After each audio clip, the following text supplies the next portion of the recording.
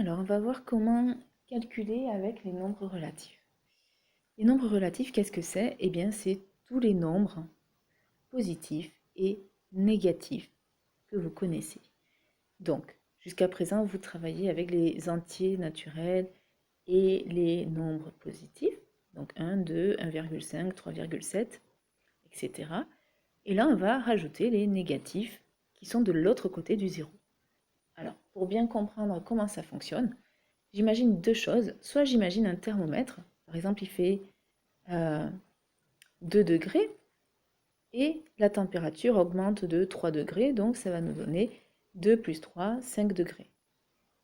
Ou alors la température baisse de 3 degrés, donc ça va faire 2 moins 3 et ça va nous donner moins 1 si on regarde sur l'échelle que j'ai tracée.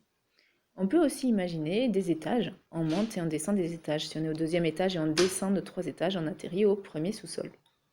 Voilà, donc imaginez toujours ça, le thermomètre ou des étages. Ce sera le mieux pour ne pas se tromper. Alors, ça c'est quand vous faites un petit peu à l'instinct, on va dire. Et maintenant, on va voir les règles de calcul qui s'appliquent pour les additions, les soustractions et les multiplications de ces nombres relatifs. Alors, pour commencer, ces nombres relatifs, vous avez vu que je les ai mis à chaque fois entre parenthèses. Et on va commencer par les additionner. Comment ça marche? Eh bien, par exemple, si on fait plus 2 plus 3, le plus du milieu nous dit que c'est une addition. Et on a deux nombres de même signe, plus 2 et plus 3. Comment ça marche? Du coup, je garde le signe, plus, et j'additionne les distances à 0. Alors, les distances à 0, c'est 2 et 3, indépendamment de leur signe. Donc, 2 plus 3, ça nous fait 5. Voilà, ici, rien de compliqué. Là où ça devient rigolo, c'est quand on a des nombres de signes contraires ou des nombres négatifs. Alors, la deuxième ligne, je vous ai mis plus 2 plus moins 3. Donc c'est toujours une addition, il y a toujours un plus au milieu, mais cette fois-ci, on additionne deux nombres de signes opposés. Donc d'après ce que j'ai mis dans le cadre, on va garder le signe de la plus grande distance à 0. Ici, c'est 3, donc on garde le signe moins. Et ensuite, on soustrait. On prend la plus grande distance à 0 moins la plus petite, donc 3 moins 2, et ça donne 1. Moins 1. Donc c'est l'exemple qu'on avait fait tout à l'heure. Plus 2 plus moins 3, ça donne moins 1. Ligne suivante. On additionne toujours deux nombres de signes contraires. Donc on a moins 2 plus 3. On garde le signe de la plus grande distance à 0. C'est 3, donc plus. Et on soustrait 3 moins 2, ça donne 1. Enfin, sur la dernière ligne, moins 2 plus moins 3, on additionne deux nombres de même signe. On garde donc ce signe, moins, et on additionne les distances à 0, 2 et 3, ça donne 5. En tout, on a moins 2 plus moins 3 égale moins 5. Voilà comment ça marche. Donc pour les additions, vous avez ces deux règles à respecter. Quand c'est de même signe, on garde le signe et on additionne les distances à 0. Et quand c'est de signes opposés, on garde le signe de la plus grande distance à 0 et on soustrait la plus grande moins la plus petite. Passons maintenant aux soustractions. Vous avez vu ce que je vous ai mis, interdiction de soustraire. Il faut transformer ces soustractions en addition. Alors comment ça marche?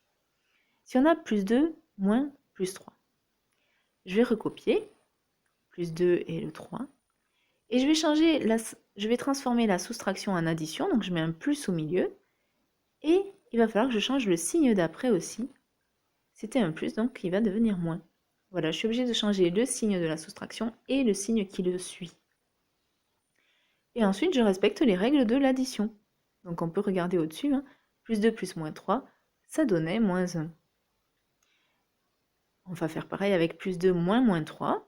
On recopie plus 2 et 3. Et on change le moins en plus. Et le signe suivant, pareil, ça donne plus 2 plus 3. Et ça faisait plus 5. Moins 2 moins plus 3, on recopie. On change le moins, on le transforme en addition, plus. Et le plus, on transforme donc, ça devient moins. Plus, moins 3. Et enfin, moins 2 moins 3, ça va donner moins 2 plus 3. Voilà, donc j'espère que vous avez bien compris comment ça marche. Et ensuite, on applique les règles qui sont en vert au-dessus de l'addition. Donc, interdiction de soustraire des nombres relatifs. On ne sait que les additionner. Pour terminer, on va voir comment fonctionne la multiplication. Alors, pour la multiplication, j'ai mon petit moyen mémotechnique. Je dis que l'ami de mon ami est mon l'ennemi de mon ami est mon Alors, comment ça fonctionne? Chaque fois qu'on a des plus, on va dire que c'est un ami. Chaque fois qu'on a des moins, on va dire que c'est un ennemi. Le signe multiplié, souvent en maths, correspond au petit mot 2. Donc, quand on a plus 2 fois plus 3, ça donne l'ami de mon ami. Et c'est mon ami. Donc, le signe du résultat sera plus. Et ensuite, on multiplie les nombres, enfin les distances à 0, 2 fois 3, 6. Plus 2 fois moins 3, ça donne l'ami de mon ennemi. Et c'est mon ennemi.